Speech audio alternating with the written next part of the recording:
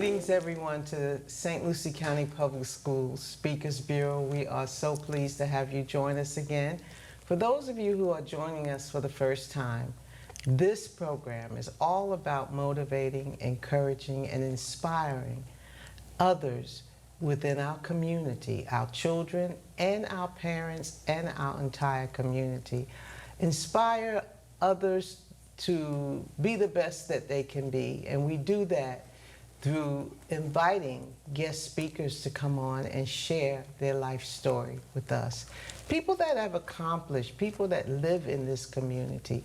And so we could kind of understand where they're coming from and what the path is to success. So today we have Mr. Joseph Richardson, Jr., Yes. and he has been so kind to come on and open up his life so that others can be inspired. Yes. Welcome so much, Mr. Richardson. We Thank you. appreciate you coming on the program. Thank you. Thank you for having me. So tell us a little bit about your professions, because you are the STEM math interventionist of St. Lucie Elementary. Yes. And you are also Future Generations of St. Lucie County, Inc., CEO. Yes. And would you tell us, starting out with the school district, how long you've been here, and what exactly you do at this time? Okay, at this time, I am the STEM teacher for St. Lucie Elementary, K to third grade, and also 4th and 5th grade math interventionist. The students come to me for their STEM activity and education during the class time period, and then I travel to the classroom to help their 4th and 5th grade students to get on a level with small group and math activities. Have you always done that with the school district, or is that something recent? And how long have you been with us? I want to say the last 3 to 4 years, I was doing math intervention, and then this year, first year for the STEM. I've been with the district for about over 30 years. I didn't start off as a teacher. My first part of being in the school system, I started off as a custodian.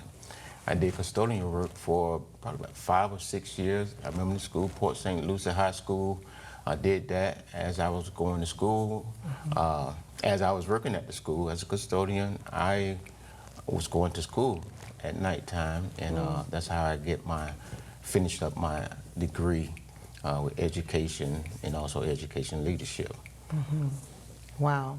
Education is important, isn't it? Yes, very important. When it comes to job opportunities and income levels and Yes. so forth. Yes. And I'm so glad you went on and pressed your way.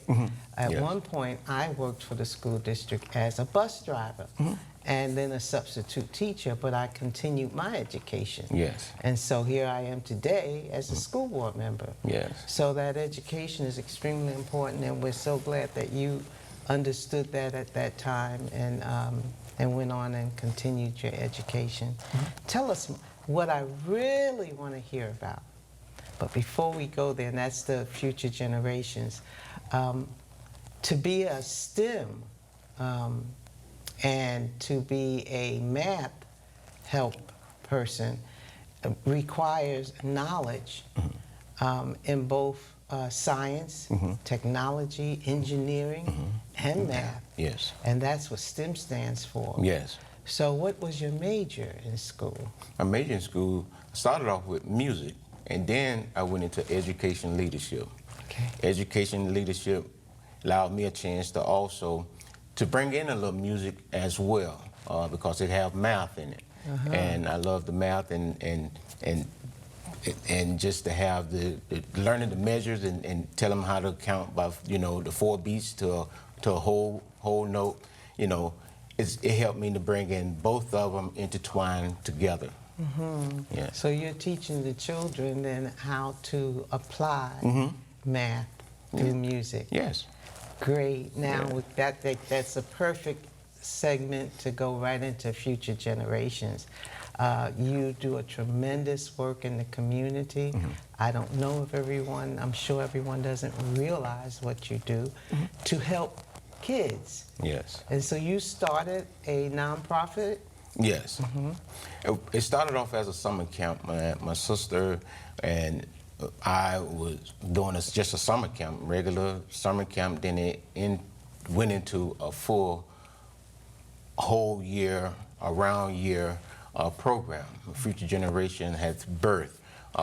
Future Generation started off, I want to say, it didn't start off at Future Generation, but started off when I was a little kid with my parents. My parents always thought that musical instruments, I always wanted to play everything that I hear, that I heard. I mean, if I can hear a Hawaiian guitar, I wanted to play that. They'd get me that. I wanted to play the drums, to get me that. I wanted to play the bass, I mean, the trombone, everything. And well, they thought I was like, I don't know, back then they thought I was losing my mind. But, I thought you were going to say gifted, but they said no. This, but you were gifted. Yeah, well, yeah, as they put it. And I just wanted to learn how to play everything that I hear, mimic everything that I'm hearing. So I took those skills, I took those attributes and brought them into Future Generation now. Future Generation of St. Lucie County was birthed back in 2005, in May.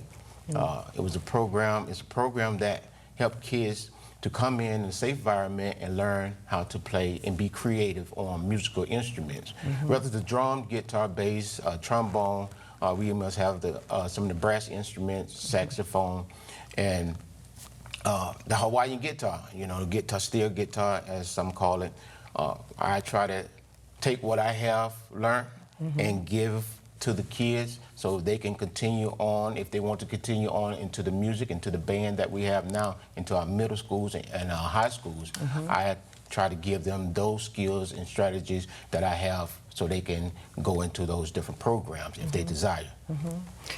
Do you, and I know you're a very busy man between a full-time job and then after school with young people, but do you, for the audience sake, do you do any type of, because I know you play keyboard for your church. Yes. Do you do any lessons, where people actually pay you to learn or pay you to teach their child? At this time, I don't. The time that I have now is like my wife and my family. I have to give special. I have to be there with my wife, and I don't have the time to do the extra one-on-one like that. But with the kids, they come to a free program, and I'm excited about just to give them the music background knowledge that they can use in school. Speaking of your wife and kids, tell us a little bit about your family. My family, we combined together. We have 6 kids. We have 4 grands, and I think 1 is on the way. We have Zaire, Amir, 7, and we have MJ, and MJ's little nickname is Meatball. He's the newest one. He's about 11 months. These are the grands. These are grands. Our regular, our kids. Our kids are. We have 6 kids together, and they're here. Some of them working in the school system here, and at Westwood High School, and some are working in the Gwinnett County in the school system. And I have one finna go to work at Disney World on their campus interning. So that's excited, and we're excited about that. And our sons are both, one is in the Navy, and our youngest son, he just went off to the reserve about 3 weeks ago. And congratulations. Yes, thank you. And we just kind of just glad to hear from him, not too long ago, and we just decided just having our blended family and enjoy one another. 6 kids? Yes, 6. Together? Together. That mean you raised all 6 of them in the home? Yes. Oh, wow. Yes. Didn't know that about you. Yeah, you're a very busy man. Not together. We combine. We are blended family. Okay. We blended. We blended together. Okay. Yes. But they were all in the same raised together, or how long you been married? I've been married for 5 years. Okay. Yeah, 5 years. Okay. Yes. Great. Okay, so With all that being said, let's go back a little bit and talk about your childhood, what it was like. I heard you say the different instruments that you heard, was constantly hearing music and wanted, but I also heard that you had your parents there Yes. to provide Yes. as you wanted to do this and you wanted to do that. Yes. So it lets us know how important it is to have those both parents in the home and how important a parent job is. So talk to us a little bit about how you were raised. Okay. Did you always have a silver spoon in your mouth? Oh, no. No. That type of thing? Okay. When I was younger, my mom and dad, my mom, I think she was a housekeeper. My dad, he worked for a produce place. They did the best they can do. They raised us in the house together. My mom was an organ player. She played the organ for the church. And as I grew up, she had me, then I started playing the drums, then went to the organ, and I was playing the organ. Played the organ in the church. She started the church here in Fort Pierce, and she started a church? It was her and her sisters, them, called the House of Prayer. Okay. They started the church, and I was the musician after she gave me the lessons and the tools to continue in her spot. Are you an only child? No, Okay. I have right here in Florida. Right here, I know I have three sisters and one brother. Okay. And my oldest brother, he also military. He retired from the military. Yeah, that's what I'm there. Charlie Lyles. Yeah, he retired from the military, and my sister them, they retired from the school board. One was retired from the bus driver. She was a bus driver. Is that all here in Fort Pierce? That's all here in Fort Pierce. So you grew up in Fort Pierce? Oh, Fort Pierce all my life. I've been in Fort Pierce all my life. All my life. Born and raised? Born and raised. Okay. Community musician. As I grew up through my life, had my family there. Mom and dad. Mom didn't play. Dad was right there. You know, he was there with her.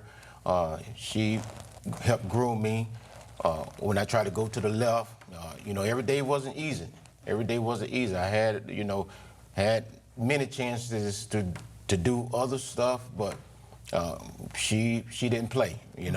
As we look at it now, I knew many laws and stuff is in place, but back then, we understood. I understood her demeanor and understood that she had to do what she had to do to make sure we walked that line and not go to the left, but stay on the right path.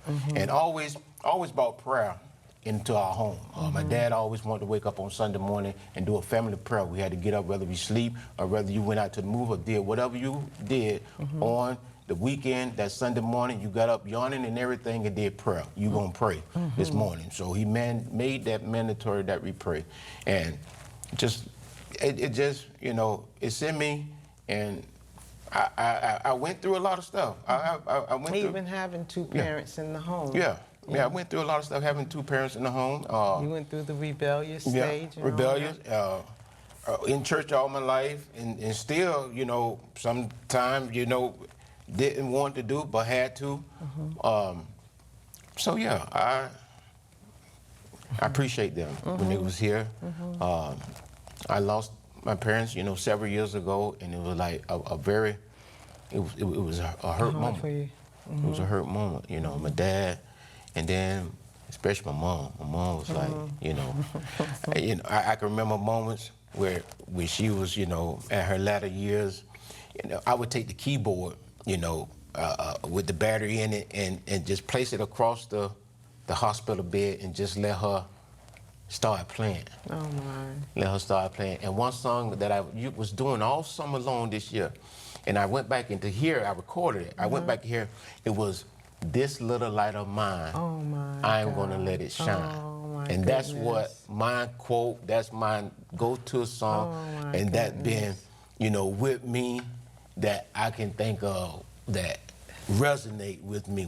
So Well, you just resonated with me because Yes. when my mom was on her sick bed, 83 years old, yes, and she was on her sick bed.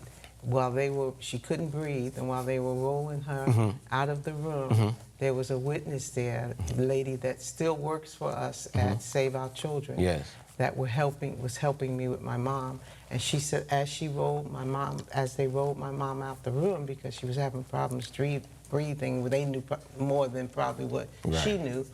My mom was singing that song. Yes. This little light of mine. Yes. I'm gonna let it shine. Yes. Yes. Until Jesus comes for That's me. it. Yes. Yes. Yes. And so you just resonated. That's Yes, why ma'am. I believe this program is so important because other people have experienced like things. And to say we were still able to get past that and through that, I say through that, because it's hard when you lose a loved one. Yes, yes, indeed. And you go into grief. Right. And sometimes that grief can be so deep, it's just incredible. But by the grace of God, we made it both out of that grief. Yes, ma'am. Yes. Yes, ma'am. And so I want to ask you this. What is your philosophy in life? My philosophy in life, treat others how I want to be treated. Always stay at a level that you can learn and listen to others and not just be who you are. Don't try to be don't try to be more than who you are, you know.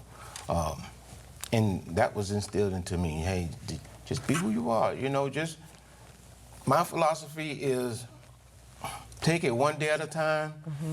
Be who you are. Don't try to be more than who you are, and just, you know, and trust God. And trust and just trust Him. Yeah, I like that. Be who you are. You know. That's extremely important. Just be real, true to yourself. That's it. Yeah. Yes.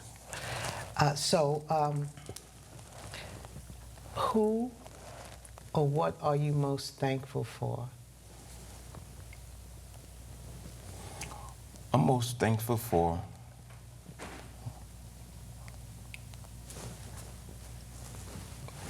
our Maker, first of all, and then I'm most thankful for, there's several that I'm thankful for, my parents, and I'm thankful for my wife.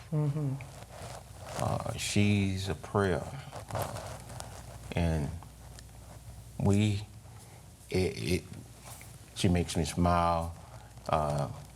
You know, when I'm feeling down, she know the things to say, she know the things to pray for me about, to continue with the energy that I need. And I can hear her praying, you know, every morning. And prayer is very important.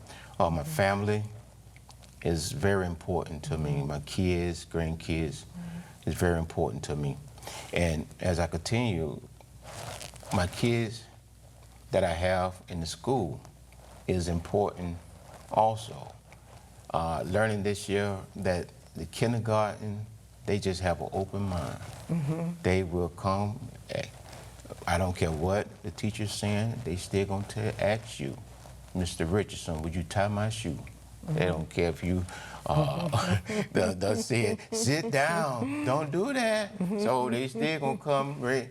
Could you tie my shoe? I said, okay. I said, that's a long ways down, but I'm gonna tie it. But yeah, so just several, just many have inspired, have been models to me. I could think of, you know, my pastor, Bishop Monroe, Pastor Shazier, Dr. Shazier, River of Life. I always use the quote that he always tells us, if you're gonna be a champion, you go to work on time. You do the job the boss the leaders want you to do. And you give somebody a compliment. If you do those three things, you're on your way to being a champion. Give us those three. Go to work on time. Do the job, he don't say leader, he say do the job the boss wants you to do. And if you give someone a compliment, you know, to tell them that something, just a nice compliment, you're on your way to being a champion. Oh, so I use that in the classroom, Okay. tell the kids, you got to get to school on time. You got to do what your teacher asks you to do. And if you be nice to other ones and just tell them something nice, you on your way to being a champion, because we are a champion school, we're a champion school district. We're going to continue to be a champion as we apply ourselves in area Yes. that we have. And we just made an A as a district. Out of district, 67 yes. districts, Yes. we were able to come up top Yes. and become the cream on the top of Yes. the, yeah. So we're excited about that. There's a lot of work that has gone into that. You mentioned the kindergartners. Oh, yes. We have quite a few of them at Save Our Children, our Yeah. after-school Yes. program. And they are just, like you said, they're just open and ready to learn. And even, you know, even before they get to the kindergarten, at the time of birth, they're yes. ready. Yes. They're taking in everything, Yeah. and their brain is growing like crazy. Yes. By the time they're 5 or 6, their IQ have settled in. So the more you stimulate it Yes. from birth to 5, Yes. you're raising the IQ of that child. Yes, you are. And that is what parents need to know. Right. That whatever that child is taking in, Taking it, right? yeah, whatever their environment is, whatever they're seeing, whatever they're hearing, that is all taking a tremendous part of their IQ Yeah. and strengthening it and growing it for the rest of their lives. Yeah, it impact them. It impact their ability. They impact their everyday life. You know, it impact them in school, like you said. You know, from birth. It's the foundation. Because they hear, yes, yes, the foundation, yes. Yes, wonderful. Do you have a book or quote that someone might have said to you, or something you've read that have really helped to change your life? And whatever that book is, you know, or quote. Well, a quote that I always use is, take it one day at a time. And that's something that I use, you know, very much throughout my week. And I think, I want to say Bob Marley, he said something about music. I want to say music speaks what words cannot express. I know because that's a quote that we use at future generations, probably future generations, but music speaks words that one cannot express. When you're feeling a certain way, or you feel it down, you put on a song, play music, Beethoven, how the music helps stimulate you to a different point, a different area. It puts you in a different area. And it inspires you. It lifts, it can inspire you. It can lift you up. And So, it does. Yes, it does. Music is powerful. Yes, it is Yeah, powerful. yeah. So, I love Yeah. all types of music. yes. And depending on what I'm listening to, it helps my mood. So for me, Yes. it's gospel music first. And Yes. no matter how I'm feeling, Yes. when I finish with my gospel music, Yes, and yes. it shifts. Yes, it does. It shifts a person. Yes, it does. Yeah. But Yes, it any does. type of music, like you said, Right. Beethoven, we play music for my dog. Yeah. You know, you go on Alexa and you say, play music for dogs, and they got that. So Yes. we got all kind of music out there, Yes, you know, yes, to help indeed. shift the mood. Yes, indeed. Yeah. Yes, indeed. I want to find out from you, if you had a teacher in school, any teacher that you can remember that made the most impact on you and why? I want to say when I was working out the Port St. Lucie as a site worker, it was a coach out there. He was my teacher also. He inspired me to continue my education, Coach Alexander. I was wondering why he was just giving me these pointers. You could go to him and you could talk to him, and I can, you know, Joe, you need to do this or you need to do that. his impact, the impact that he had on me made me feel though I can continue on and gain access to my education. And learning from him, he told me no matter what, you just continue on, Joe. If you got to do one class at a time, just continue. Just continue on. That's great. Yeah. Great advice. Yes. Great advice. I'm saying that to my youngest son now, Yes. who moved to California, went to school here, grew up here, beautiful young man. Went to California at a young age. He graduated from Fort Pierce Central and IRSC. He graduated with an AA degree before he graduated as a senior. Oh, wow. Yes. But when he went to California, he let go of it. He didn't continue his education. Now he's 25, and he started going back. And he only has 3 more classes now because he had that foundation from IRSC. Yes. So when he decided to go back, but now he's also working, and if you know anything about California, it's extremely expensive. You know, what we pay for a house mortgage here, $2,000–3,000 a month, he's paying for a little bachelor pad. Oh, wow. So he's working. He has to make that money and working. Yes. But now he's going to school. Now it's much harder, but what I'm telling him, one day at a time, and one class at a time. Stop trying to go and get all these classes, then you flunk out of some of them because you got too many classes because you're working at the same time. Correct. But even though you've learned from that, but don't give up. Right, don't give up. And so he hasn't given up. And so he had to go 2 more years of college while he worked full time. Right. And he's taking one class at a time. He says he'll stretch the year out, and then he gets his degree. Right. But you don't give up. Right. You don't say what you can't do. You take one day at a time. One day at a time. Yes. And that's what brings success. So you gave us a lot in that alone. What is one characteristic you believe that every leader should possess?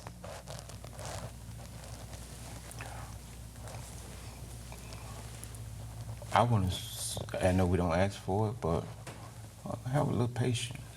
You know, have a little patience. As a leader, because you have many people that come to you with different characteristics. Some you might like, some you might not like, some you might not understand. But you have to have that patience and try to understand each characteristic that come to you and be able to reply by something to give them that will help them of whatever they are coming to you about. So and just the, I would say the patience to answer any question, to answer the question, or just to reply by just have a little patience with, as a leader, you know. You have to have the characteristic of the area that you're in. You have to have the leadership mode. What do I mean by that? You have to be able to have people come to you. You know, you have to be open to their to their suggestions. You know, you listen. You know, and to their family life. You got to have the characteristic of if they have a child, you have to be able to know about their family, know about them. So care. Yeah, have care a care. About others. Care about that'll others. help you be patient and everything when you care. Yeah. Mr. Richardson, we are out of time. Yes. But boy, did I enjoy your interview.